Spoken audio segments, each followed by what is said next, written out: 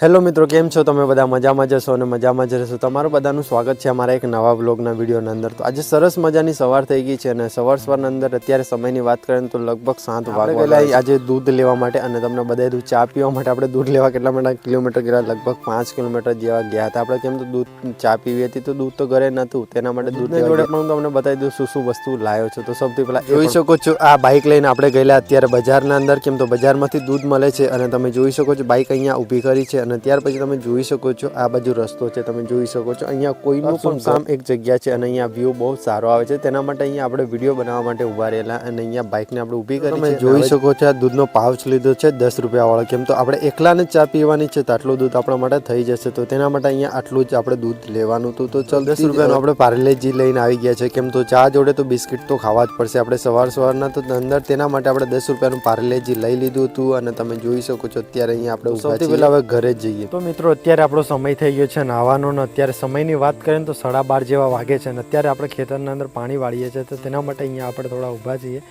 તો પાણી વાળી દઈએ અને ત્યાર પછી આપણે નાહવાનું છે. તો જલ્દીથી આપણે નાહી નાખીએ. કેમ તો સમય પણ ઘણો બધો થઈ ગયો અને સવારનો આપણે જમ્યા પણ નથી તો અત્યારે જમવાનું પણ છે. તો સૌથી પહેલાં નાહી નાખીએ. તો મિત્રો અત્યારે આપણે આવ્યા છીએ આપણા ખેતરના અંદર અને અત્યારે ખેતરના અંદર આપણી મોટર ચાલુ છે અને અત્યારે આપણે ખેતરના અંદર ઘાસ કર્યું છે આપણી ભેંસો માટે. તેના માટે અહીંયા પાણી મૂકવાનું છે. તો તેના માટે આપણે ઘરનું જે કામ છે તો આપણે જાતે જ કરવું પડે છે અને અત્યારે તમે જોઈ શકો સમયની વાત કરીએ તો લગભગ 5:30 ઘરેથી અત્યારે આપણે મોટર ચાલુ કરીને આવ્યા છે અને અત્યારે મારી પાછળ તમે જોતા જશો અહીંયા તમને મોટર ચાલુ. તમને મારું ખેતર પણ બતાવી દઉં કે ખેતરના અંદર પાણી મૂકવામાં કેટલો સમય જશે. તો એ સૌથી પહેલાં હું તમને મિત્રો ત્યાં આપણી મોટર ચાલુ છે ને ત્યાં પાણી લીકેજ થાય છે અને ત્યાંથી પાણી આવે છે સીધું આપણા ખેતરના અંદર. અહીંયા તમે જોઈ શકો છો અત્યારે પાણી આપણે મોટર ચાલુ કર્યા 10 મિનિટ થઈ છે અને અહીંયા સુધી પાણી આવી ગયું છે અને તમે જોતા જશો આ ખેતરના અંદર અત્યારે આપણે ઘાસ માટે પાણી મૂકવાનું છે. તમે જોતા જશો મારું ખેતર કેટલું મોટું છે. તો હું તમને પેલી સાઈડથી તમને અહીંયા વ્યૂ બતાવું તો તમને ક્લિયર દેખાશે આ ખેતર કેટલું મોટું છે અને તે સામેની સાઈડના અંદર આપણી મોટર ચાલુ છે અને ત્યાં સામે તમને દેખાતું હતું જે લાકડું છે ને ત્યાંથી આપણે ગટર કરેલી છે. તો ગટરની મદદથી આપણે અહીંયા સુધી પાણી આજે આપણે બિયારણ નાખ્યું હતું ને બિયારણ તો અત્યારે અહીંયા ઉગ્યું નથી પણ તેના માટે અહીંયા ઘાસ નથી ઉગ્યું. ઓનલી ફોર પેલી બાદથી અહીંયા તમે જોઈ શકો છો આ મશીન પડ્યું છે ને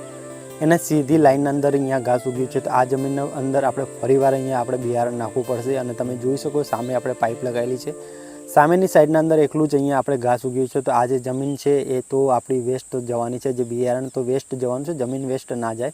તો જે બિયારણ નાખ્યું એ વેસ્ટ જવાનું છે. ફરી આપણે અહીંયાથી ટ્રેક્ટરથી એને ભીનું કરી અને ખેડવાનું છે અને ત્યાર પછી ફરી એકવાર બિયારણ નાખવાનું છે. અને તમે જોઈ શકો પેલી બાજુની અંદર થોડુંક ઘાસ ઉગ્યું છે. તો આખા જે ખેતરના અંદર ઘાસ કર્યું હતું. કેમ તો ઉનાળાના અંદર તમને ખબર જ હશે ઘાસની કેટલી જરૂર પડે છે. અને મિત્રો તમને બધાને મારો વ્લોગ પસંદ આવ્યો તો વ્લોગને એક લાઇક એન્ડ ચેનલને સબસ્ક્રાઈબ કરીને જરૂરથી જવાનું. કેમ તો આપણે જ્યારે પણ વ્લોગ અપલોડ કરશું ને તો તમને નોટિફિકેશન મળશે. તો તમે મારા વ્લોગ દેખશો તો મને બહુ સારું લાગશે ને તમે બધા મને સપોર્ટ પણ કરી શકો છો. કેમ તો આપણે યુટ્યુબ ચેનલ પર હવે જ આપણે ગુજરાતી વ્લોગ અપલોડ ડેલી કરવાના છીએ અને ધીમે ધીમે યુટ્યુબ પર કેવી રીતના વિડીયો બનાવવાનું આપણે ધીમે ધીમે શીખવાનું છે. કેમ તો હું બી એટલો પ્રોફેશનલી યુટ્યુબર તો નથી જ કે મને એટલું બધું આવડે છે કે હું યુટ્યુબના અંદર એટલું જલ્દી ગ્રો કરી શકું છું. પણ ધીમે ધીમે આપણે શીખશું અને તમને બધાને નવા વ્લોગમાં મળીએ. ત્યાં સુધી તમને બધાને જય દ્વારકાધીશ, જય શ્રી કૃષ્ણ.